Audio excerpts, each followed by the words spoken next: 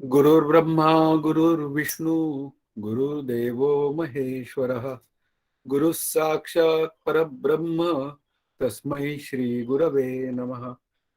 हरि ओम तत्सत. 120 127 श्लोकांपर्यंत आपण चित्रदीपाचा विचार केला होता आणि 127व्या श्लोकाच्या निमित्ताने जड अचेतनाचा विचार आपल्या पुढे समजावून सांगितलाय.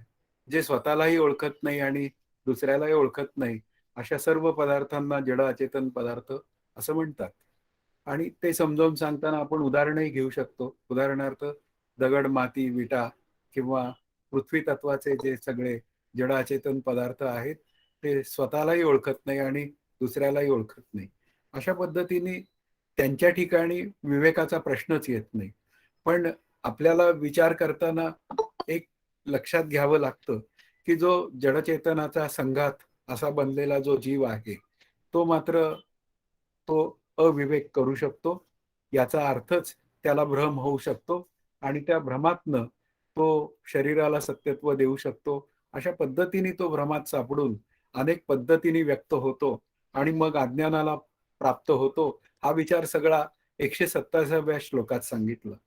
128वा श्लोक अशा रीतीने पुढे असं म्हणतोय की अशा रीतीने लौकिक दृष्टीने सर्वांना त्याचा तमोरूपाचा अनुभव असतो, पण युक्तीच्या दृष्टीने हे अनिर्वचनीय आहे असे शास्त्र सांगते. कारण त्यावेळी सतही नव्हते व असतही नव्हते असे त्याविषयी श्रुती सांगते. म्हणजे मूळचा विचार जेव्हा करायची वेळ येते किंवा ही सृष्टी जेव्हा बीजरूपात साठवली जाते त्यावेळी सतही नव्हते आणि असतही नव्हते अशा पद्धतीने एक विचार आपल्या पुढे मांडलेला आहे.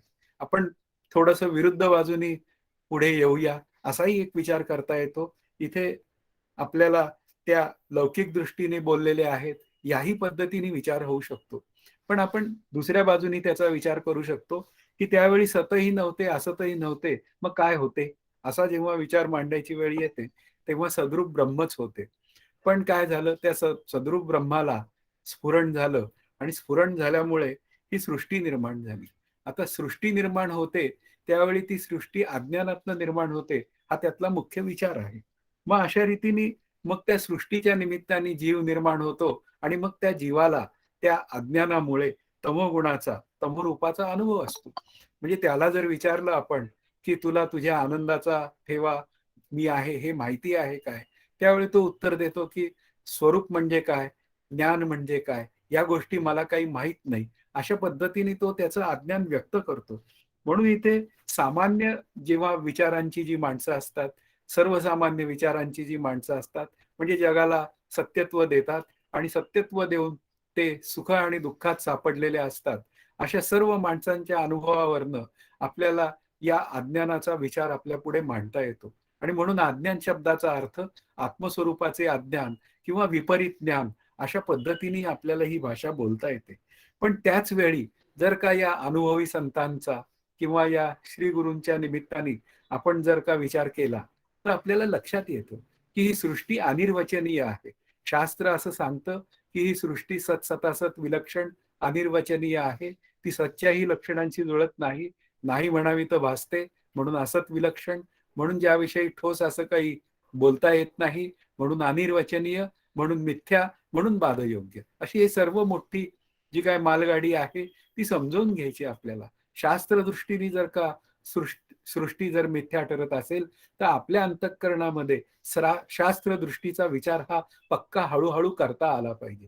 कारण या जगामध्ये आपल्याला आपल्या जीवनाची नौका आनंदाच्या कडे घेऊन जाणारे कोण आहेत तर ते संत आणि श्रीगुरु आणि शास्त्र हे तिघ जण आहेत आणि त्यांनी लिहिलेले ग्रंथ आहेत. मग तेवढ्यांचा विचार जो आहे तो मला ही सृष्टी अनिर्वचनीय ठरवायला मदत करतो. पण हे जे काय अनिर्वचनीयत्व आहे हे आपल्याला युक्तीने समजून घ्यावं लागतं. युक्ती शब्दाचा अर्थ आपण पाहिलाय की अनुमान किंवा उदाहरणाच्या दृष्टीने. उदाहरणच घ्यायचं झालं तर या जगातला प्रत्येक पदार्थ हा जन्माला येतो, काही काळ टिकतो आणि कालांतराने जातो. म्हणजेच या जगातला प्रत्येक पदार्थ जर का अनिर्वचनीय असेल तर मग त्या अनिर्वचनीय पदार्थाचं अधिष्ठान ते ब्रह्म आहे आणि ते ब्रह्म जे आहे ते मात्र मी आहे. पण ते ब्रह्म मला का कळत नाही, कारण या सृष्टीच्या सत्यत्वामुळे माझ्या अंतःकरणामध्ये मोह निर्माण होतो आणि मोह निर्माण झाल्यामुळे ते पदार्थ मला हवेसे वाटतात आणि मग मी म्हणतो की त्या पदार्थांनी मला अडकवलं. वास्तवात ते पदार्थ मला अडकवत नसतात, कारण ते जड अचेतन असतात. पण होतं काय, माझी अंतःकरण वृत्ती त्या पदार्थांचा विचार सतत करते आणि ती आसक्त होऊन जाते आणि त्या आसक्तीचा परिणाम म्हणून मला सुख आणि दुःख होतं. म्हणून इथे काय आहे, की जोपर्यंत मला ही ते सगळे जगातले पदार्थ सत्य आहेत आणि ते माझ्याजवळ असावेत, असा जो भ्रांतियुक्त विचार आहे, तो भ्रांतियुक्त विचार जोपर्यंत माझ्या अंतःकरणात आहे, तोपर्यंत मात्र माझा भ्रम जाणार नाही आणि भ्रम गेलेला नाही. म्हणून मग काय आहे, ते अज्ञान नावाची जी गोष्ट आहे, ती माझ्या अंतःकरणामध्ये सिद्ध मीच करतो. हा त्यातला मुख्य भाग आहे. नासदीय सुक्ताचा अर्थ पुन्हा या 129व्या श्लोकाच्या निमित्ताने मांडतायत. दिसून कळत असल्यामुळे असत नव्हते, श्रुतीला ते मान्य नसल्याने सतही नव्हते. ज्ञानाने ते कायमचे निवृत्त होत असल्याने ज्ञानदृष्टीने ते फोलफटाप्रमाणे निरर्थक आहे असे श्रुती सांगते. आता इथे सुरुवात मांडायला या माया तत्वाबद्दल विचार मांडायला सुरुवात झालेली आहे. आता दिसून कळत असल्यामुळे असतही नव्हते. असा असत शब्दाचा अर्थ जे व्यवहारात कधीच नसतं त्याला असत म्हणतात. उदाहरणार्थ सशाचं शिंग किंवा आपण आकाशाला लागलेलं फूल याला असत पदार्थाचा विचार असे भाषा बोलली जाते. पण ही जी सृष्टी आहे ती माझ्या डोळ्यासमोर भासते, दिसते, दिसून कळते, दिसून भासते अशा पद्धतीने मी बोलतो. तेव्हा मात्र काय होऊन जातं, ती सृष्टी असत विलक्षण आहे. म्हणजे असताच्या लक्षणाशी जुळत नाही असं बोलावं लागतं. पण जेव्हा आपल्याला ती असताच्या लक्षणाशी जुळत नाही आणि हे जग मला दिसतंय अशी जेव्हा भाषा बोलली जाते, त्यावेळी त्याला अध्यस्त अधिष्ठानाचा विचार आपल्याला करावा लागतो.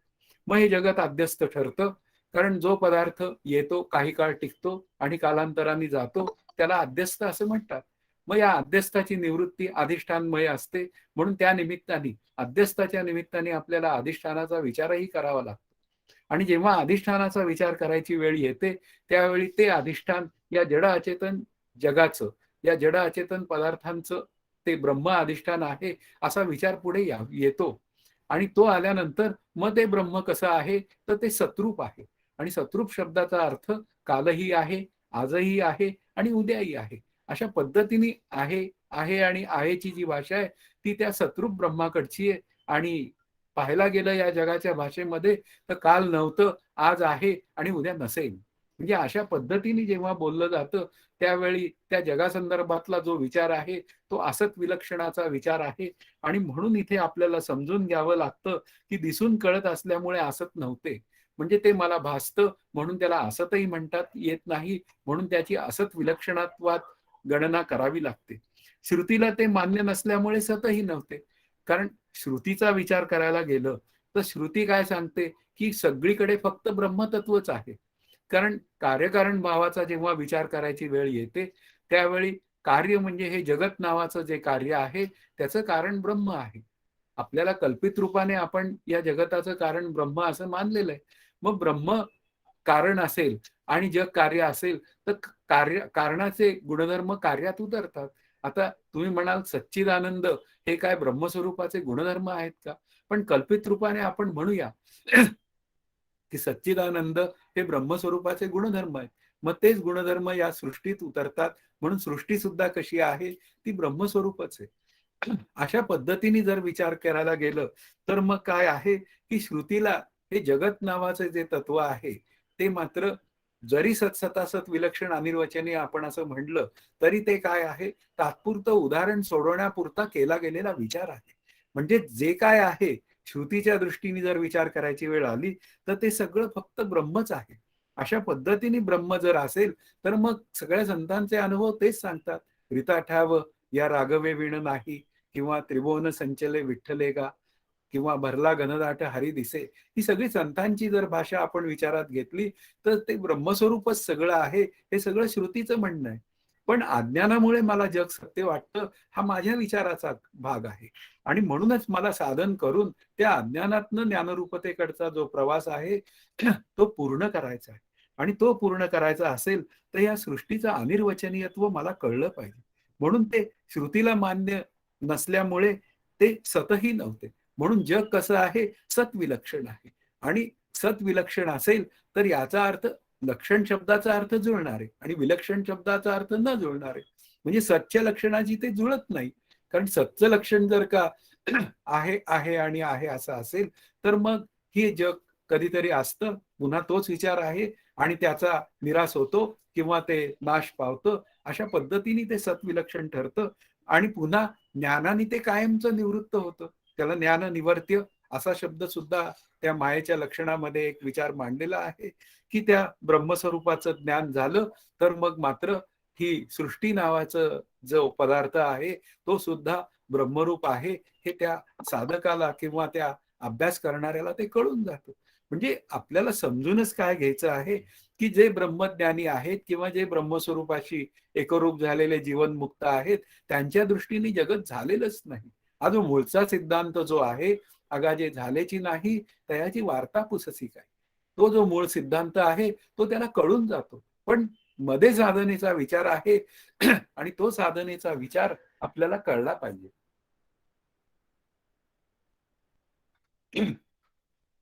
तो कळत नसल्यामुळे मला ही सृष्टी सत्य वाटते आणि त्या सत्य सृष्टीच्या अनुभवामध्ये मी सुखी होतो आणि दुःखी होतो आणि मला सतत कायमचं सुखच पाहिजे.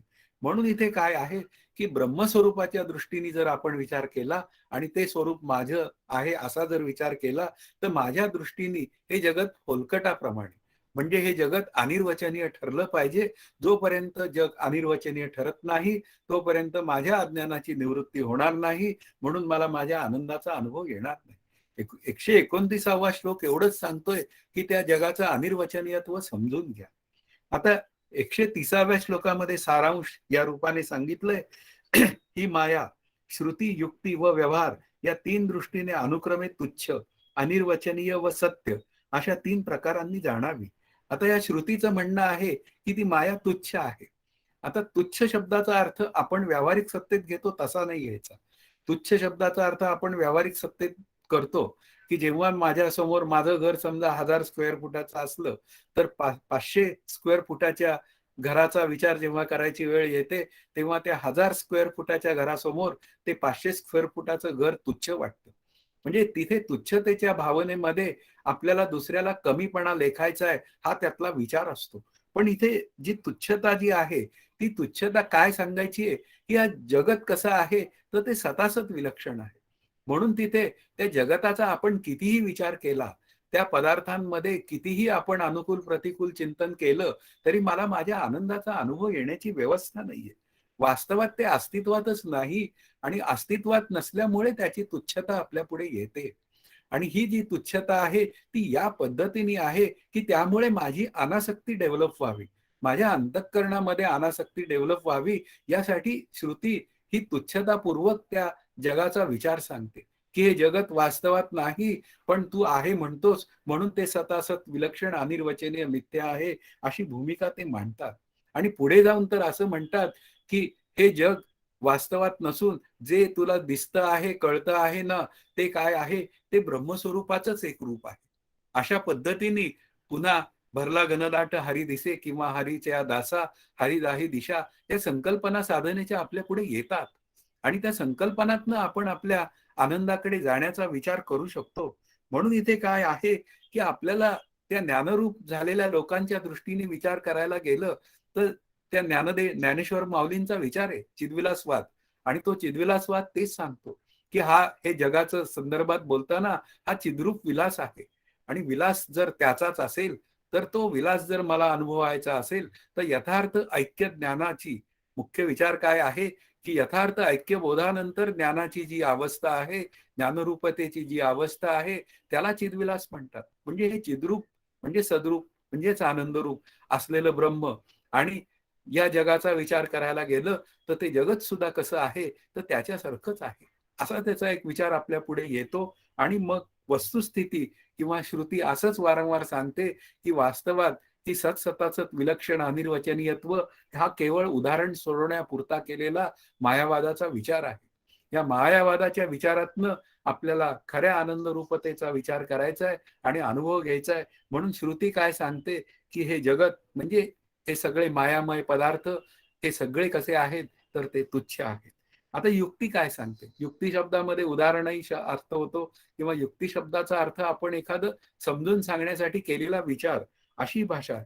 तर युक्तीमध्ये आपण त्याचा विचार केलाय, सत सतासत विलक्षण अनिर्वचनीय मिथ्या, आणि जे मिथ्या असतं ते बाद होतं, आणि बाद होतं या शब्दाचा अर्थ ते दिसत असते काळीच, वास्तवात त्याच्याविषयी असलेली जी काय ममत्व बुद्धी आहे, त्याच्याविषयी असलेली जी काय आसक्त बुद्धी आहे, ती जाऊन तिच्याविषयी म्हणजे या पदार्थांविषयी आपल्याला अनासक्त वृत्ती म्हणजे वैराग्य वृत्ती डेव्हलप होते. आणि ती वैराग्य वृत्ती डेव्हलप झाल्यानंतर मग मात्र माझी अंतःकरण वृत्ती सहजच शांत राहते, आणि त्या शांत अंतःकरण वृत्तीमध्ये त्या आनंदाचा अनुभव येतो.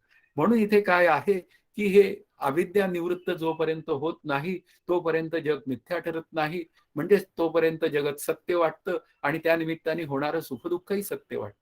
आणि प्रत्येक वेळी मी धडपड करीत असतो की मला सुख पाहिजे पण दुःख नको. पण वास्तवात मला सुख सुद्धा नको आहे, हा विचार करावा लागेल. कारण सुखरूप ऐसा दुजा कोण सांगा, माझ्या पांडुरंगा सारिखा. आणि पांडुरंग सुखरूप आणि मी त्याचा वंशज, आणि मी त्याचा वंशज असेल तर मी सुद्धा सुखरूप आहे. अशा पद्धतीने मी जर विचार केला तर मला सुखही नकोय आणि दुःखही नकोय, मला वास्तवात सुखरूपताच पाहिजे. आणि अशी सुखरूपता प्राप्त करून घ्यायची असेल तर सृष्टीला अनिर्वचनीय ठरवावं लागतं, आणि हा युक्तीने केलेला विचार आहे. आणि तिसरा व्यवहार. व्यवहारामध्ये अनेक माणसं आपल्याला मोहित झालेली दिसतात, आणि मोहित झालेली माणसं मोहित पद्धतीने व्यवहार करतात, आणि व्यवहार करून ती फसतात. प्रत्येक वेळी आपल्याला लक्षात येत नाही की आपण आपलं जीवन हे संपूर्ण उगाचच या जगाच्या पसाऱ्यामध्ये सत्यत्व बुद्धीचा विचार करून त्या मोहित अंतःकरणाने काहीतरी प्राप्त करून घेण्याचा प्रयत्न करत असतो. कदाचित ते प्राप्त होतं किंवा कदाचित नाही पण होत. बऱ्याच वेळा नाहीच होत असा प्रसंग असतोच. माझ्या अंतःकरणात खूप काही गोष्टी असतात. मला देशाचा पंतप्रधान बनायचं असतं, पण माझी योग्यता नसते हे मला कळतच नाही. त्याचं कारणच आहे हा मोह नावाची जी गोष्ट आहे, ती योग्य अयोग्यतेचा विचारच करून देत नाही. आणि ती अयोग्य योग्यतेचा विचार न केल्यामुळे मग मी काहीतरी माझ्या अंतःकरणामध्ये काही गोष्टी धरून बसतो, आणि त्या गोष्टी धरून बसून मी माझं जीवन जगायला जातो. अंतिमतः जेव्हा 60-70ला जेव्हा मला काही विचार करायची वेळ येते, लॉंग बॅक मी माझ्या जीवनाचा विचार करायची वेळ येते, तेव्हा मात्र मी माझ्या जीवनाची फरफट केलेली असते. आणि असा हा सगळा मोहित झालेला व्यवहार आहे, त्या जगत सत्यत्व भ्रांतीतनं झालेला व्यवहार आहे, आणि तो व्यवहार मात्र मला माझ्या आनंदाकडे घेऊन जायला असमर्थ ठरतो. हे मला लक्षात यायला पाहिजे. जोपर्यंत मला हे जगत सत्यत्व भ्रांतीचं भूत माझ्या अंतःकरणातनं जात नाही, तोपर्यंत सुखी किंवा दुःखी होण्याचा प्रसंग हा कायमच माझ्यामुळे माझ्या पाठीमागे लागलेला आहे. म्हणून सारांश या शब्दांनी युक्ती, श्रुती आणि पुन्हा व्यवहार या तीनही दृष्टीने हे जगत मिथ्या आहे हा विचार करणंच आपल्याला जास्त योग्य आहे. 131वा श्लोक असं सांगतो की कापडावरील चित्र कापड पसरले की दिसते व गुंडाळले की दिसत नाही, त्याप्रमाणे ही माया जगाला दाखवते व आवरून घेते. अशा पद्धतीने या मायेचे दोन्ही विचार आपल्या पुढे मांडलेले आहे. कारण चित्रदीपाचा विचार चाललेला आहे, आणि चित्रदीपाच्या विचारामध्ये आपल्याला या कापडाच्या चित्राचं उदाहरण दिलंय की त्या कापडावर चित्र काढलं जातं, आणि चित्र काढल्यानंतर आपण ते चित्र जर का कापड गुंडाळून ठेवलं की ते चित्रही गुंडाळल्यासारखं होतं.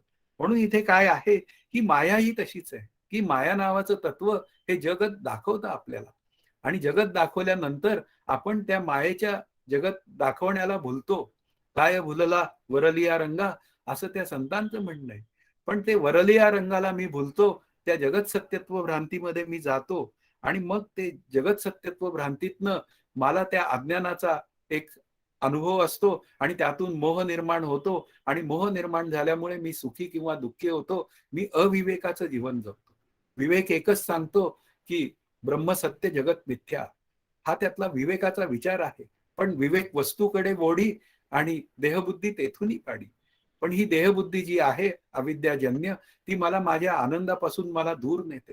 म्हणून हे चित्र काय झालं पाहिजे, ते गुंडाळलं गेलं पाहिजे.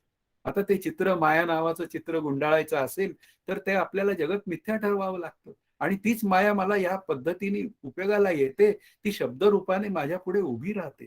आणि ती शब्दरूपाने माझ्या पुढे उभी राहते आणि मग ते चित्र गुंडाळायला, म्हणजे जगत सत्यत्व भ्रांतीचं चित्र गुंडाळायला तीच मला मदत करते. हा त्यातला व्यवहार आपल्याला लक्षात ठेवला पाहिजे. म्हणून इथे काय आहे, की या चित्रातले पदार्थ जोपर्यंत जेवढे मला सत्य वाटतात, तो तेवढेच या जगातले व्यावहारिक पदार्थ सत्य वाटतात. हा माझा भ्रम आहे, हे मला कळलं पाहिजे. नाही ते चित्र दाविती, परी असे केवळ भिंती. पण हा विचार मला पटतच नाही. या मायेचा स्वभावच आहे, की अनेक चित्र दाखवणं, पण परी असे केवळ भिंती हा विचार माझ्या लक्षातच येत नाही. मग प्रकाशे ते संवित्ती जगदाकारे हे कळणार कसं? ही जी संवित्ती आहे, हा जो संवित्ती हा शब्द या पंचदेशीकारांनी मान्य केलेला आहे. मग ती संवित्ती म्हणजे ब्रह्म, तीच जर का जगताच्या रूपाने माझ्या पुढे येत असेल, तर ते मला कळणार कसं? म्हणून त्याचा विचारच व्हावा लागेल. तेथीचा विचारची केला पाहिजे साधके, असं समर्थांचं म्हणणं आहे, की प्रत्येक ठिकाणी आपण विचार केला पाहिजे आणि तो आत्मविचाराकडे नेला पाहिजे. आणि जोपर्यंत मी आत्मविचाराकडे माझ्या अभ्यासाचा विचार नेत नाही, तोपर्यंत मला माझ्या आनंदाचा विचार करण्याची व्यवस्था नाही. म्हणून मायेला मिथ्या ठरवणं हाच आपल्या या चित्रदीपाच्या निमित्ताने अभ्यासाचा केला गेलेला प्रथम मोठा विचार आहे. आणि तो विचार आपल्याला करणीय आहे. 132वा श्लोक असं म्हणतो, ही माया स्वतंत्र व परतंत्रही आहे. आणि तो श्लोक असं सांगतो, चैतन्याच्या अधिष्ठाना वाचून मायेला अस्तित्व नसल्याने ती परतंत्र आहे. त्याप्रमाणे असंग ब्रह्मालाही ती संघात अडकवीत असल्याने ती स्वतंत्रही आहे. मायेचं लक्षणच एक आहे, की तिच्याविषयी ठोस असं काही बोलता येत नाही, अनिर्वचनीय आहे. आणि म्हणून ती कशी आहे, ती स्वतंत्रही आहे आणि परतंत्रही आहे. अशा पद्धतीने बोलतो. आता जेव्हा परतंत्र आहे असं जेव्हा बोलायची वेळ येते, तेव्हा ती अध्यस्त या रूपात परतंत्राचा विषय आपल्यापुढे येतो. कारण सर्वत्र जर का ब्रह्मस्वरूपाची सत्ता असेल, तर या मायेचा ठाव किती? हा भाग आपल्याला लक्षात घ्यावा लागतो. मायेचा वास्तवात काही ठावच नाही, कारण ती मुळात नाहीच. पण काय आहे, ती मात्र जणू काही असल्याचं भासवते. आणि ती भासवते, पण काय आहे, ती वास्तवात परतंत्र आहे. ती ब्रह्मस्वरूपाच्या सत्तेवर अध्यस्त रूपाने आपल्यापुढे येते. माया नावाचं तत्व त्या ब्रह्मस्वरूपाच्या सत्तेवर अध्यस्त रूपाने येतं, पण त्या मायेकडे एक स्वतंत्र अशी एक शक्ती आहे. तिला अघटित घटना पटी अशी म्हणतात. आणि तिच्याकडे ती शक्ती असल्यामुळे ती नाही ते चित्र दाविती या पद्धतीने हे जगातले अनेक पदार्थ निर्माण करते आणि आपल्या पुढे ते पदार्थ सत्य असल्याचा एक भ्रम निर्माण करते. पण त्या भ्रमात मी अडकतो, हा माझा दोष आहे. तो मायेचा दोष नाही. ते जग चालवण्यासाठी त्या मायेला तशी ती स्वतंत्र शक्ती मिळालेलीच आहे. आता ती कोणी दिली, काय दिली याचा विचार करण्याची काही फारशी गरज नाहीये. ती मिळालेली असेल, तर आता आपल्याला विचार केला पाहिजे, की त्या शक्तीने निर्माण केलेलं जे जगत आहे, ते मोहमय आहे. ते अत्यंत ग्लॅमरस आहे. आणि ते ग्लॅमरस असल्यामुळे ते अडकवण्याचं काम करतं, हा माझा भ्रम आहे. कारण का वास्तवात ते जड अचेतन असलेलं जग, ते मोहमय जग कसं काय मला अडकवू शकेल? कारण माझी अंतःकरण वृत्ती तिथे जाऊन अडकते. हा माझा दोष आहे. हा मला कळत नाही. म्हणून इथे काय आहे, ती ब्रह्मालाही जिथे संघात अडकवते तिच्या तिथे आपण काय आहोत? हा त्यातला विचार करण्याची आवश्यकता आहे.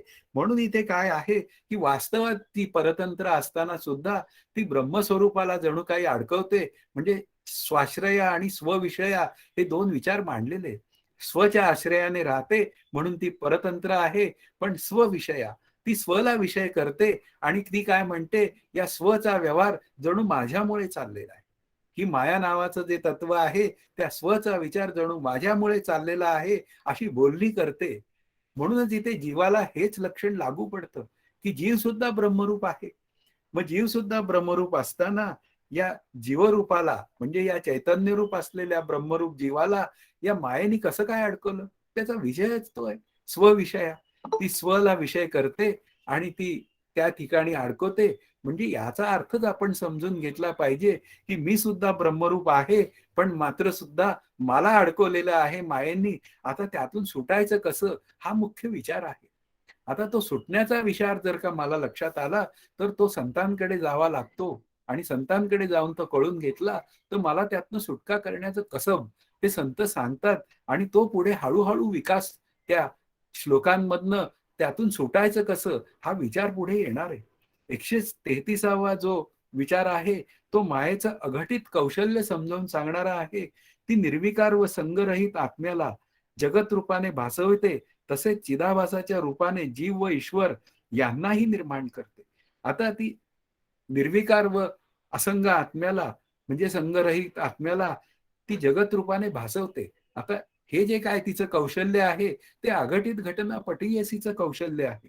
म्हणून इथे काय आहे, इथे विचार करताना आपल्याला ब्रह्मस्वरूप, नंतर मूळ माया म्हणजे अव्यक्त, आणि त्यानंतर मग अनुक्रमे जीव आणि ईश्वर आणि जीव असे विचार पुढे येतात. अशा पद्धतीने आपल्याला जेव्हा विचार करायची वेळ येते, तेव्हा मात्र जीवाच्या दृष्टीने केलेला विचार खूप महत्वाचा आहे. माया नावाचं तत्व ईश्वराच्या स्वाधीन असल्यामुळे त्याला काही अडचण नाही. तो माया त्याच्या स्वाधीन असल्यामुळे तो मायेच्या अंकित होऊ शकत नाही. पण जीव नावाचं जे तत्व आहे ते मात्र तत्व काय करतं, या मायेचं अंकित होऊन जातं. म्हणजे मायेने भासवलेल्या अज्ञानाला सत्यत्व देतं, आणि सत्यत्व दिल्यामुळे म्हणजे वेष्टी अज्ञानामुळे तो या जगाला सत्यत्व देतो, आणि मग स्वतः मात्र त्या मायेच्या पसाऱ्यात अडकतो. म्हणून ही बुद्धीच नावाचं तत्व जे आहे ते मात्र पसाराला सत्य म्हणण्याला कारणीभूत आहे. म्हणून बुद्धी तिथे अडकते, आणि बुद्धी शब्दाचा अर्थ इथे आपल्याला माया विशिष्ट चेतनाचा विचार करताना किंवा आपण अज्ञान विशिष्ट चेतनाचा विचार करताना हा विचार करावा लागतो. माया विशिष्ट चेतन ईश्वर तो जाऊ दे बाजूला, कारण तो काही अडकायचाच विषय नाही. पण ही माझी बुद्धी मात्र मला दगा देते, आणि जे वास्तवात सत्य नाही त्याला सत्य म्हणायला लावते, आणि सत्य म्हणल्यामुळे मी अज्ञानात सापडतो. म्हणून हे मूळ मायाच ही काय करते, हे ईश्वर आणि जीव हे दोन विभाग आपल्या पुढे मांडते. मूळ मायाच हे जगत निर्माण करते ईश्वर रूपाने, एवढा विचार आपल्याला करावा लागेल. म्हणून ही बुद्धी जी आहे ती जागृतीमध्ये मला समजून घ्यायची आहे, की या जागृतीतल्या बुद्धीलाच मला समजून सांगायचंय की मी देह नसून, मी कर्ता नसून, मी आनंदरूप आत्मा आहे. आणि हे जेव्हा सांगेन, म्हणजे या बुद्धीतला चिरावाज जो आहे तो जेव्हा स्वतःला पटवून घेईन, आणि तेव्हा मात्र ती बुद्धी शांत होईल. आणि ती बुद्धी शांत होऊन तो जो चिरावास आहे तो स्वरूपाशी एकरूप होईल. त्यालाच आपण परतोनी पाठमोरे ठाके हा विचार म्हणतो. म्हणजे इथे काय आहे, इथे उपाधींचा विचार आपल्या पुढे आलेला आहे, की अज्ञान नावाची उपाधी ही जीवाची आहे, आणि माया नावाची उपाधी ईश्वराची आहे. पण ईश्वर हा शुद्ध सत्व प्रधान असल्यामुळे त्याला मायेचा काही त्रास नाही, पण जीवाला मात्र त्या मायेच्या त्रासात पडावं लागतं. कारण का? कारण तो अज्ञानी आहे. मग अज्ञानवशात तो मायेच्या त्रासात पडतो. पण जेव्हा तो ज्ञानरूप होतो तेव्हा त्याला लक्षात येतं की हे माया नावाचं कार्य वास्तवात नाहीच आहे, ते सगळं ब्रह्मरूपच आहे. पण ही नसती उठाठेव जी आहे ती का होते, तर ह्याचं कारणच आहे की या मूळ मायेने या दोघांना जन्माला घातलेलं आहे. त्या ईश्वरालाही जन्माला घातलंय, जगतालाही घातलंय, आणि पुन्हा त्या जीवालाही घातलंय जगताच्या रूपाने. पण आत्मा मात्र या सर्वांपासून निर्विकारी आहे. त्याचा आणि या मायेचा वास्तवात काही संबंध नाही, आणि तो आत्मा मी आहे. म्हणून माझा आणि सुद्धा या मायारूप जगताचा काही संबंध नाही, असा विचार जर मी केला तर मग जो संबंध आहे तो कसा आहे, तर पुन्हा सत्सतासत विलक्षण अनिर्वचनीय मिथ्या. आणि अशा पद्धतीने जेव्हा तो संबंध असा सतासत विलक्षण अनिर्वचनीय ठरतो, तेव्हाच माझ्या अज्ञानाची निवृत्ती होते, आणि मग जग बाधित झाल्यामुळे मला माझ्या खऱ्या आनंदाचा अनुभव येतो. म्हणून इथे काय आहे की मायेच्या दृष्टीने पाहिलं तर जीव नावाचं तत्व जे आहे ते व्यष्टी अज्ञानामुळे अज्ञानात सापडतं. पण तेच जर का ज्ञानरूप आत्मस्वरूपाचा विचार केला त्यांनी, त्या जीवानी, तर ते ज्ञानरूपही होण्याची व्यवस्था असते. पण हे सगळं जे काय आहे या व्यष्टी अज्ञानाचा विचार हा आपल्या दृष्टीने महत्वाचा आहे. म्हणून व्यष्टी अज्ञानात जीवत्वाचे बीज आहे. ते जीव सत्यत्व भ्रांतीचं बीज या व्यष्टी अज्ञानात आहे. म्हणून व्यष्टी अज्ञान मानणं चांगलं. हा त्यातला अभ्यासाचा विषय जो आहे ना तो हा आहे की व्यष्टी अज्ञान मानलं की ते तेवढंच निवृत्त करायचंय, आणि तेवढं निवृत्त झालं की मी ब्रह्मरूप आहे हा विचार आपल्या पुढे येणार आहे. मग आता पुढचा जो विचार आहे तो 134व्या श्लोकाचा विचार असं सांगतो, जगतभ्रम असूनही आत्मा निर्विकार कुठस्थ राहतो. तो काय पद्धतीने विचार आहे तो इथे मांडताय. कुटस्थाच्या स्वरूपात जराही बदल न करता माया जगतादिकांची उत्पत्ती करते. अचाट कृत्य करणाऱ्या मायेला कोणता चमत्कार अशक्य आहे. आता तिचं वर्णन अघटित घटना पटीयसी केलेलंच आहे. मग आता ती जर का अघटित घटनापटी अशी असेल तर मग कुटस्थाच्या स्वरूपात, आता कुटस्थ आणि ब्रह्म हे दोन एकाच अर्थाचे शब्द आहेत असा विचार करूया. म्हणजे कुटस्थामध्ये कुठलाही बदल न करता, ब्रह्मस्वरूपामध्ये कुठलाही बदल न करता ही माया जगतादिकांची उत्पत्ती करते. आता ती उत्पत्ती जी आहे त्या ठिकाणी अधिष्ठानाला अजिबात धक्का लागलेला नसतो. त्या अधिष्ठानाला स्फुरण झालं हा कल्पित विचार आहे आणि त्यातून ईश्वर निर्माण झाला आणि त्या ईश्वराने हे जगत निर्माण केलं. अशा पद्धतीने कुटस्थ म्हणजे ब्रह्म हे कुठलाही धक्का न लागता ते सहजच निर्विकार असतं आणि तेच माझं खरं स्वरूप आहे. पण ते कळून न देण्याचं कारण केवळ माया आहे. म्हणून हे मायेचं जे काय अफाट जग तयार करणं, या जगतातले पदार्थ निर्माण करणं आणि अशा पद्धतीने तिचं सामर्थ्य अपरंपार आहे आणि कुठल्याही पद्धतीने ती काहीही गोष्ट घडवून आणू शकते हा त्यातला विचार लक्षात ठेवला पाहिजे. पण तरी सुद्धा आत्मा मात्र त्याच्या ठिकाणी संघात सापडत नाही. त्या मायेच्या संघात आत्मा सापडत नाही. आत्मा निर्विकारीच राहतो आणि ते माझं स्वरूप असल्यामुळे मी सुद्धा निर्विकारी आहे. पण काय झालेलं आहे, अज्ञानामुळे माझा जन्म झालेला असल्यामुळे मला मात्र त्या संघातनं दूर व्हावं लागतं. तो असंग आत्मा मी आहे हे कळून घ्यावं लागतं आणि त्यासाठी अज्ञानाची निवृत्ती करावी लागते. म्हणून तेवढा आपला जो मायेचा संबंध आहे अभ्यास करण्यापुरता तो आपल्याला सफल करावा लागतो आणि तो सुद्धा त्या मायेच्या साह्याने सफल करावा लागतो आणि त्या मायेच्या साह्याने सफल केला तर मग मात्र माझ्या भ्रमातनं, म्हणजे माझा देह मी आहे, करता आहे, भोगता आहे, या भ्रमातनं माझी सुटका होण्याची एक तिथे व्यवस्था असते. नाहीतर मी अहंकाराने जर का विचार करायला गेलो तर पुन्हा माझी सुटका होण्याचे प्रयत्न सुद्धा, दूर जाण्याचे विचार आहेत. तो एक श्लोक येणार आहे त्यावेळी आपण त्याचा विचार करूया. तर मायेच्या शक्तीसाठी मायेतीलच काही उदाहरणं दिली आहेत. तो 135व्या श्लोकाचा विचार आहे. जसा पाण्यात पातळपणा, अग्नीत उष्णता व दगडात कठीणता सहजच सिद्ध असते, तसे मायेचे अचाट सामर्थ्य त्याचे तेच सिद्ध असते, अन्य कोणाकडून ते तिला मिळत नाही. त्या मायेचं स्वतःच एक म्हणूया सामर्थ्य आहे आणि त्या सामर्थ्यामुळे पाण्यात पातळपणा टिकून राहतो किंवा अग्नीत उष्णता टिकून राहते किंवा त्या दगडात कठीणता टिकून राहते. आता तो मायेचा स्वभाव आहे. त्याचा आपण विचार करू नये की ही कठीणता दगडातच का आहे, ती पाण्यात का नाही, असे विचार करू नये. ते मायेचं सामर्थ्य आहे की पाणी पातळ ठेवावं आणि पातळ ठेवल्यामुळे समुद्रावरनं सुद्धा आपल्याला तरंगून जाण्याची व्यवस्था तयार होते. नौकेत आपण बसलो तर नौका सहजच वल्हवली जाते. मग हा ॲडव्हान्टेज आहे की नाही? म्हणजे हे मायेने निर्माण केलेलं पाणी जे आहे ते पाणी पिऊन आपलं जीवन आपण जगू शकतो ना. पाण्याला जीवन असं म्हणतात ना.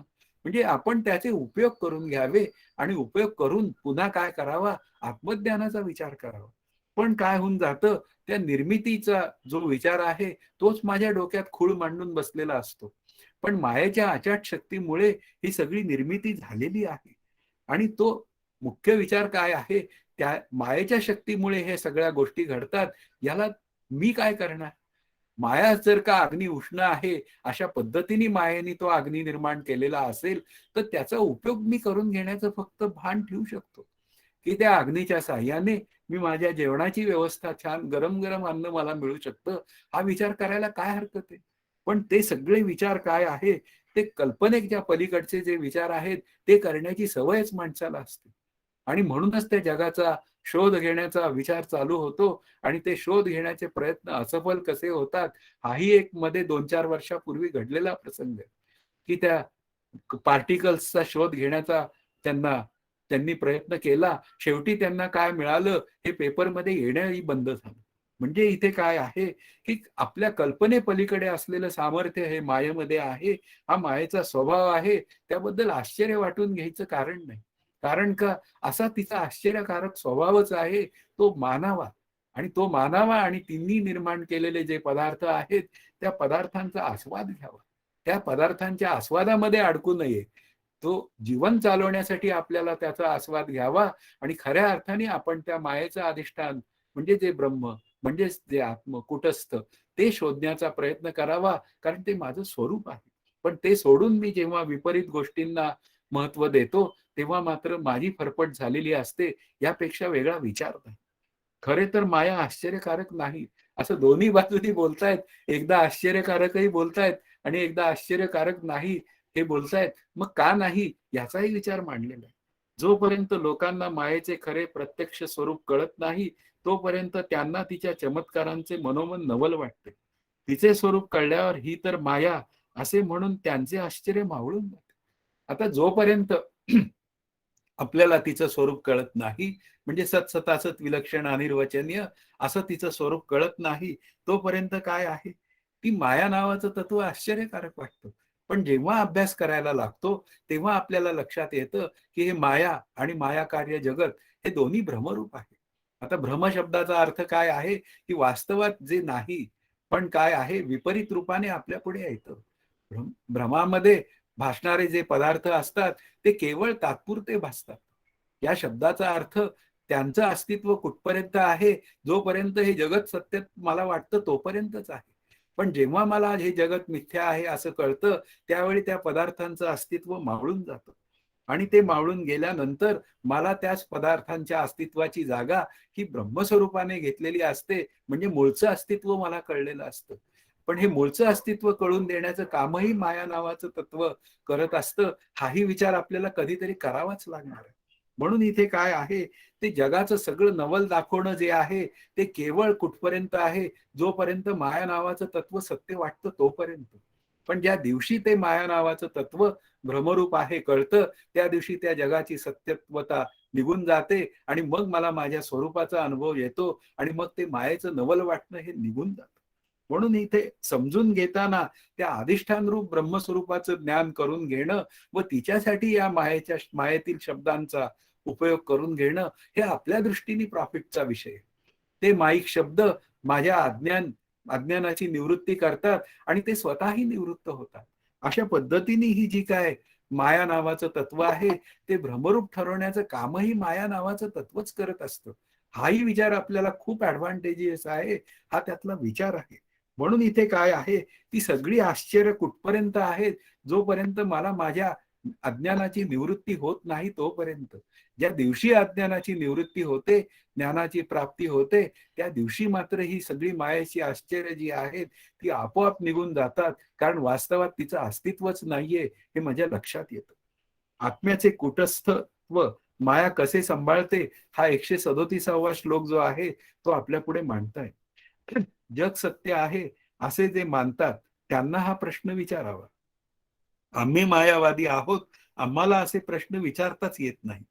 माया स्वतःच प्रश्नरूप असल्याने तिच्याविषयी प्रश्न करणे शक्य नाही. आता मायाच प्रश्नरूप आहे, वास्तवात ती नाही, पण ती मात्र भासते. अशा पद्धतीने ती प्रश्नरूप आहे. मग आता काय आहे की जग सत्य मानतात त्यांना हा प्रश्न विचारावा. आम्ही जग मिथ्या मानतो, आम्ही जग मायामय मानतो. मग आता मायामय जर का आम्ही जगत मानत असू तर आम्हाला ही अडचण नाहीये. जे जग सत्य मानतात या इथे उदाहरणं दिली आहेत, आरंभवादी किंवा परिणामवादी. आता परिणामवादाचा विचार मांडताना की परिणामामध्ये काय विचार मांडलेला आहे की उपादानाच्या समान स्वभावान व अन्यथा रूप. आता उपादान कारण काय आहे, दूध. उदाहरणार्थ दूध. आता दुधाचं दही झालं. मग आता ते दही जे आहे ते उपादानाच्या समान स्वभावाने अशा पद्धतीने, पण दही मात्र कसं आहे, दुधापेक्षा वेगळं आहे. पण परिणामवादामध्ये काय झालं, त्या दुधाचं मात्र अस्तित्व जे आहे ते मिटलेलं आहे. लक्षात घ्या, आपला विवर्तवाद काय समजावून सांगतो की पूर्व अवस्थेमध्ये बदल न होता विपरीत रूपाने भासणे. मायावादाचा विचार जो आहे ना तो हा आहे की त्या ब्रह्मस्वरूपामध्ये कुठलाही बदल न होता आपल्याला जगत नावाची गोष्ट भासायला लागली. म्हणून जग हा अविद्येचा परिणाम आहे, तो काही ब्रह्माचा परिणाम नाहीये. म्हणून मायावादामध्ये जग सत्यत्व भ्रांतीचा विषय हा दूर होण्याची व्यवस्था आहे. पण इथे आरंभवादामध्ये त्या बीजवृक्ष न्यायामध्ये त्या पहिल्या बीजाचं काय होतं, त्या बीजातनं अंकुर होतो. अशा पद्धतीने जेव्हा बोलायची वेळ येते त्यावेळी ते बीज नष्ट होतं हेही बोललं जातं. म्हणजे इथे काय आहे, अधिष्ठानाची हानी यांच्या वादामध्ये आहेच आहे, पण इथे मायावादामध्ये मात्र अधिष्ठानाची हानीच नाहीये.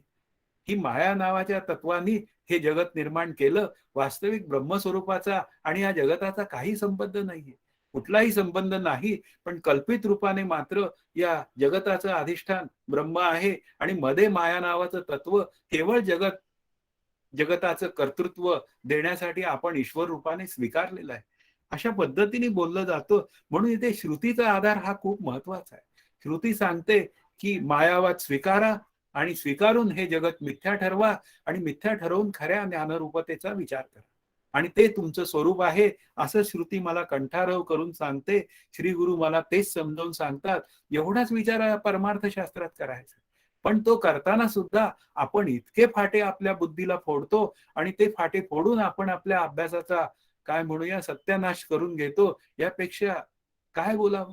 आपण नेहमी लक्षात ठेवावं, स्वतःच्या बुद्धीने अभ्यास न करता केवळ तो त्या श्री गुरूंच्या इच्छेने त्यांच्या म्हणण्याप्रमाणे तो अभ्यास करावा. त्याने आपली जीवनमुक्ती ही लवकर सिद्ध होते.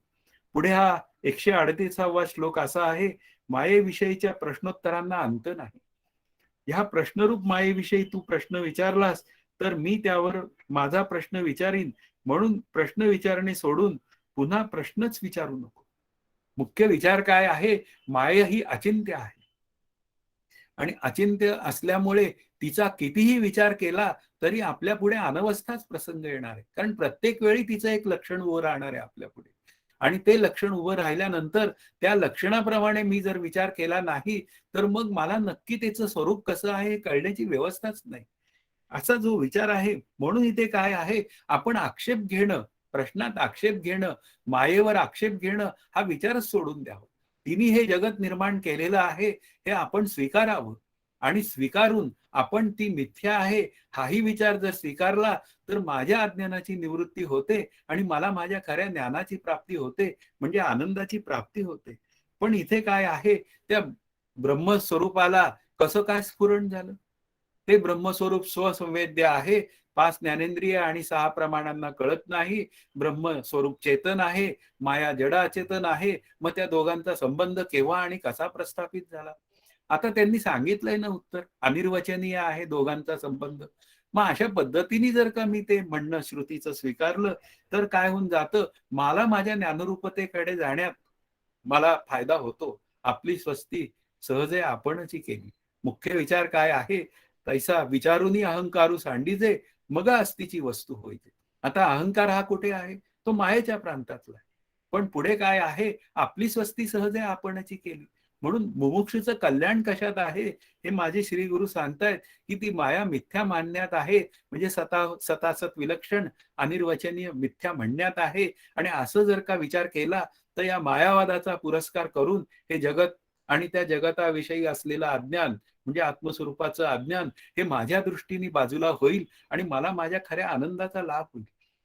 पुन्हा ज्ञानदेवांचं तेच म्हणणं आहे की सुखा लागी जीवा करीसी तळमळ.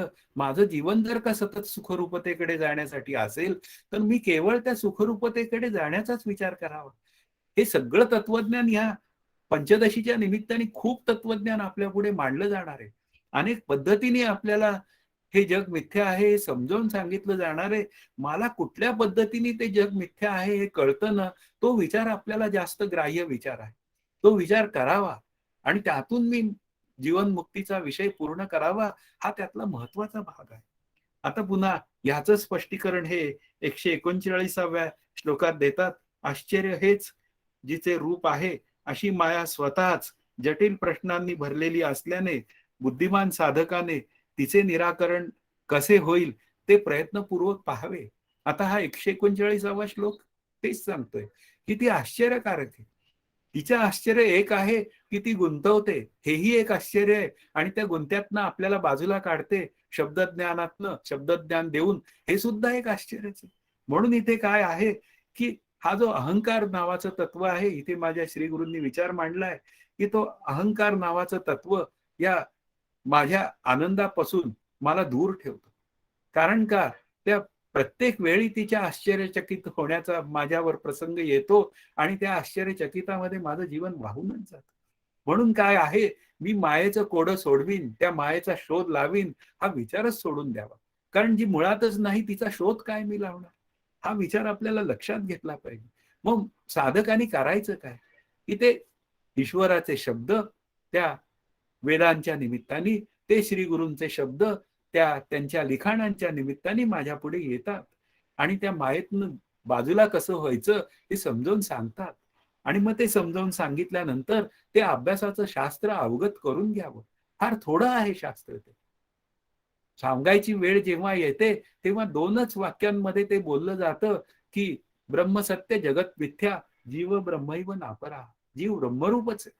आणि पुन्हा ब्रह्म सत्य आहे आणि जगत मिथ्या आहे या वाक्यांभोवती हा सगळा परमार्थ फिरतो. आणि मला सुद्धा तेवढ्याच वाक्यांभोवती फिरणाऱ्या परमार्थाचाच उपयोग होतो. उगाच भारंभार ऐकणं, भारंभार ग्रंथांचं वाचन करणं ती काही आवश्यकता नाही. एकच ग्रंथ खोदून काढावा, फार सुंदर अभ्यास करावा, त्या एका ग्रंथाच्या जीवावर माझी जीवनमुक्ती ही सहज प्रशस्त होऊ शकते. पण माझा अहंकार असा असतो की खूप ग्रंथ मला लावा, हाताला घ्यावे लागतात आणि सांगून झालं, आता पंचदशी सांगून झालं की मग मी परत श्री गुरूंकडे जातो की काका आता कुठला ग्रंथ सांगू. आता काका काय म्हणणार मला. कधीतरी माझी बोलणी कमी झाली पाहिजेत, कधीतरी बोलणी माझी समाप्त झाली पाहिजे. ते शब्द सांडून बैसला तो मौनी म्हणावा मला, हे मीच बोलायचं. आणि पुन्हा मात्र श्री गुरूंना तेच विचारायचं की आता पुढे काय. आता पुढे काय. जीव ब्रह्मैक्य ज्ञानाचा विचार पुढे काय हा विचार करायची आवश्यकता आहे. आता हे मला सांगून दमले ते, पण मला कळून घेण्याची कधीही तिथे इच्छा निर्माण होत नाही. हा केवळ त्या आश्चर्यचकित मायेने गुंतवलेला विचार आहे, म्हणून आपला विचार संकुचित झाला पाहिजे. हळूहळू या आश्चर्यकारकतेतनं मी त्या खऱ्या आत्मविचारांकडे मी गेलो पाहिजे आणि त्या आत्मविचारातनं मला माझ्या आनंदाचा विचार सहज होऊ शकतो. म्हणून इथे काय आहे की झोप लागल्यावर इथे उदाहरण दिलंय की झोपणाऱ्याला झोप कळत नाही, मग जग दिसत नाही. मग झोप कशी आहे, प्रारब्धाधीन आहे. मग आता प्रारब्धाधीन आहे तर मग झोप कशी लागते याचं उत्तर शोधायला जायची काय गरज आहे. आता सुद्धा काय आहे तो मायेच्या प्रांतातला विषय आहे. काही जणांना छान झोप लागते, काही जणांना लागतच नाही. मग आता याचा अर्थ काय आहे, ही माया अतर्क्य आहे. म्हणून इथे काय आहे, त्या देवालाही पत्ता लागत नाही. देव सुद्धा भ्रमरूप होऊन फिरत राहतात. तिथे साध्या माणसाचा काय विचार आहे. मग आता मायेचा एकच विचार आपल्या पुढे उरतो, तो केवळ सतासत विलक्षण अनिर्वचनीय मिथ्या. अशा पद्धतीने आपल्याला समजून घ्यावं लागतं. 140वा श्लोक मायेच्या अस्तित्वाचं प्रमाण सांगणारा आहे. माया म्हणजे काय हे आधी नक्की करावे असे म्हणत असशील तर तसे जरूर करावे. लोकांमध्ये मायेचे जे लक्षण मान्य आहे तेच तिचे लक्षण आहे. आता मायेचं लक्षण काय आहे. मायेचं लक्षण एकच आहे, सतासत विलक्षण अनिर्वचनीय मिथ्या. मग तेवढंच कळून घ्यावं आणि तेवढं कळून घेऊन मग ही माया कशी आहे तर ती इंद्रजालाप्रमाणे आहे. इंद्रजाल या शब्दाचा अर्थ ती आपल्यावर जाल फेकते, तिचं जाळं फेकते आणि मी त्याच्यामध्ये अडकून जातो. आता ही नजरबंद आहे. म्हणजे नजरबंद जादूगार जे असतात ते त्यांचा खेळ दाखवतात आणि पैसे कमवतात. तसं मायेचं काही नाही लक्षण. माया ही काय करते, आपल्याला अडकवते आणि पुन्हा नवीन जन्माची तरतूद करते. पण काय आहे, तिच्या अडकवण्याला हे समजलेली जी मंडळी आहेत, संत, श्री गुरु आणि वेद श्रुती, त्यांना शरण जावं आणि त्यातून मी माझ्या सुटकेचा मार्ग मोकळा करून घ्यावा. पण काय आहे, ती माया नावाचं तत्व आपल्याला काहीच कळत नाही आणि न कळल्यामुळे त्याचा परिणाम म्हणून जगत सत्यत्व येतं आणि जगत सत्यत्व आल्यामुळे मी भ्रमात अडकतो. म्हणून इथे काय आहे, त्या ईश्वराला म्हणजे मायेलाच शरण जावं आणि तिच्याकडनंच ते समजून घ्यावं हा त्यातला विचार आहे.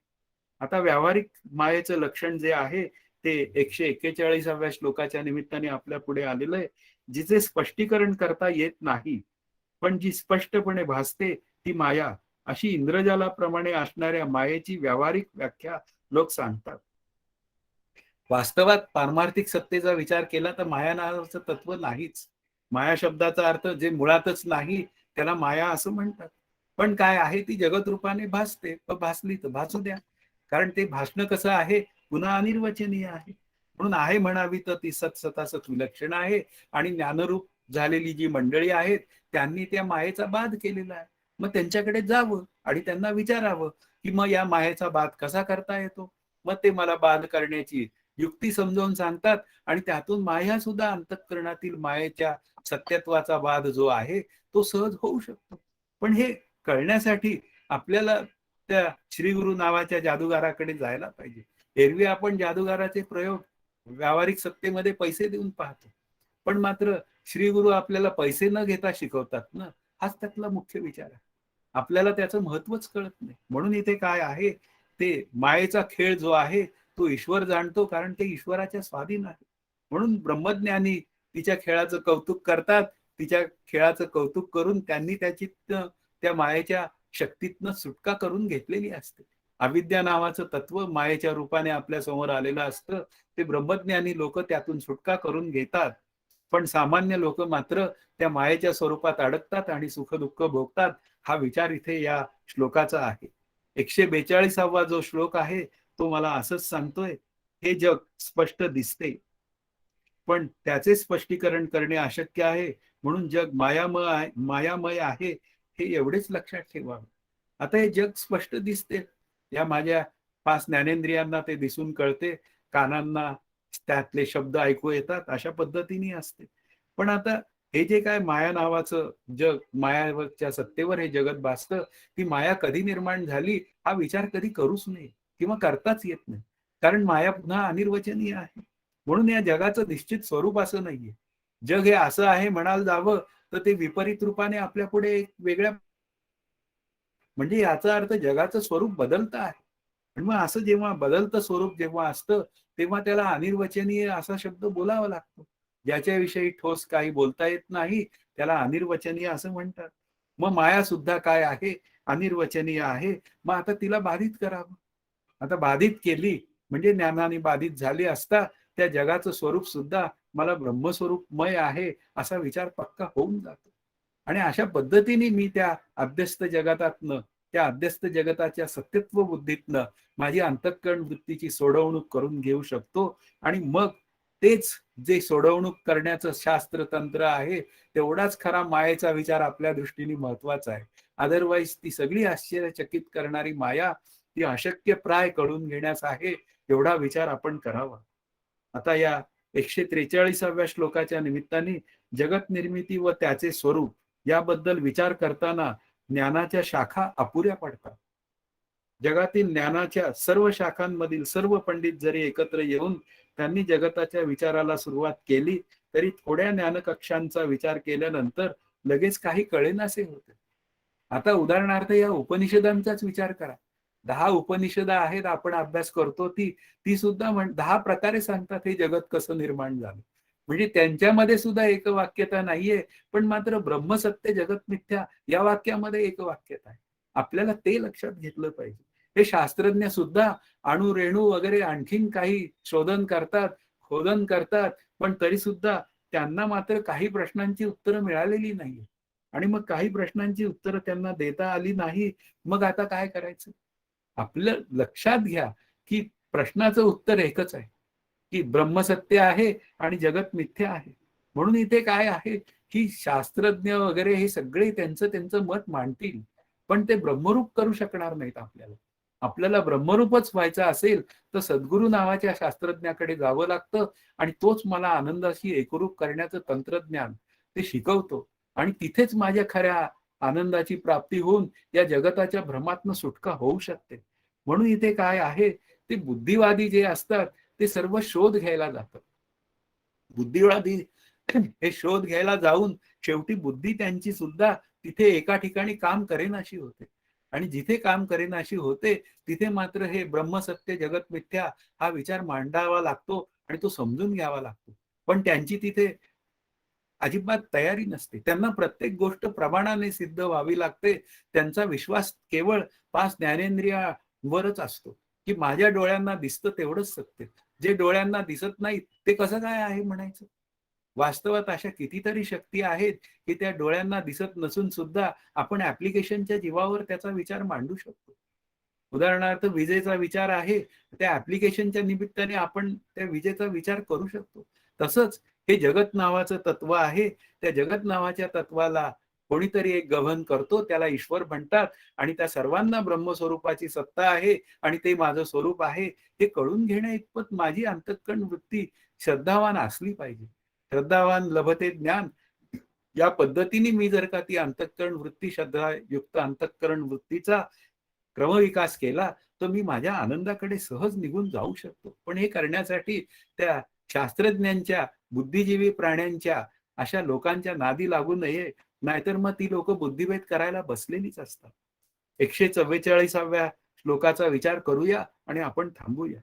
पुरुषाच्या वीर्यापासून देह, इंद्रिय इत्यादी अवयव कसे उत्पन्न झाले त्यांना जिवंतपणा कसा आला यावर तुझ्याजवळ उत्तर आहे काय?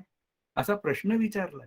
मुद्द्याच्या स्पष्टीकरणासाठी मानव शरीराच्या निर्मितीविषयी प्रश्न विचारलेला आहे. या बुद्धिजीवी प्राण्यांना प्रश्न विचारलेला आहे, की पुबीज, स्त्रीबीज हे सगळे टप्पे सांगतील.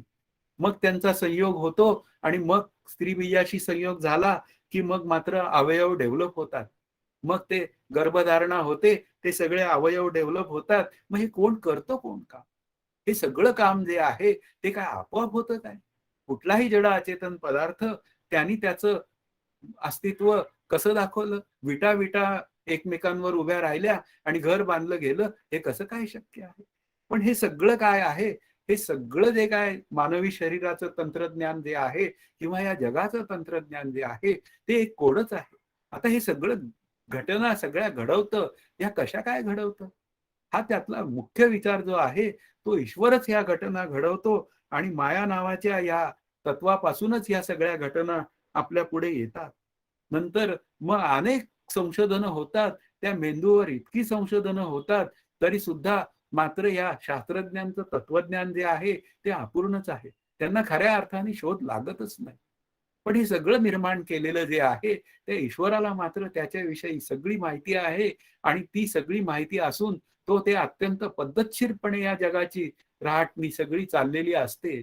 सकाळी सूर्यदेव येतात, संध्याकाळी मावळतात, रात्री चंद्र उगवतो. अशा पद्धतीने दिवस-रात्र त्याचं चक्र चाललेलं आहे आणि अनेक युगानुयुग चाललेलं आहे आणि असं चालून सुद्धा तो या चक्रामध्ये मात्र अजिबात अडकलेला नाही.